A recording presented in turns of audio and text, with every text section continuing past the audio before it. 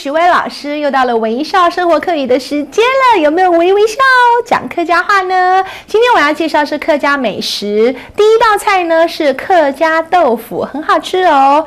客家豆腐，跟我念来，客家豆腐。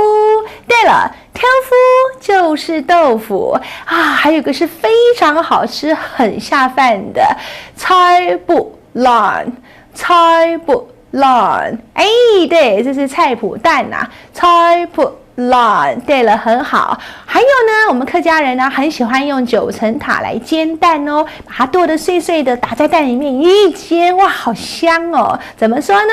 气眼炒煎卵，跟我念来，气眼炒煎卵，再来一次，气眼炒煎卵，正确，很棒哦，很有天分讲客家话。再来呢，麻油鸡那更是不可缺少的，客家话是说炒鸡酒。炒鸡酒，我们是用鸡酒反过来这样说，炒鸡酒，这就是麻油鸡哦。我们来造句子咯。如果我们用客家话问说，你有吃过客家的9层塔蛋吗？怎么说呢？一起来，有吃过客家的气眼炒煎卵吗？再来一次。有吃过就是食过吃过，有吃过客家气眼炒煎卵，对了，很好，很好吃哦。我们再来问一句好了，你有吃过客家的麻油鸡吗？有吃过客家炒鸡酒？对了，炒鸡酒这道菜很有名，可能大家都会。有吃过客家炒鸡酒吗？所以有吃过客家什么什么，很好用哦。接下来呢，许薇老师要介绍迎客喜相逢。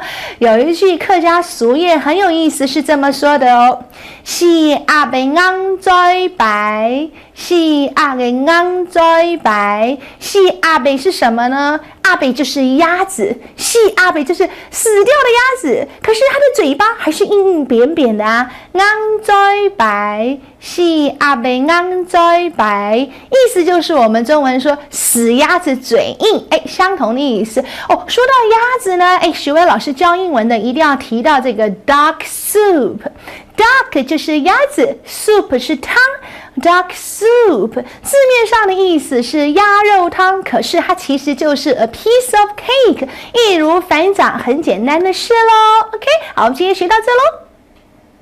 接下来呢，来嘴巴借学老师，我们开口讲客家话咯。第一个，客家豆腐，菜脯卵，气眼炒煎卵。炒鸡酒，你有吃过客家的麻油鸡吗？有吃过客家的炒鸡酒吗？是阿伯昂在白，还记得易如反掌英文怎么说 ？duck soup。OK， 我是许薇老师安之森，希望你再见。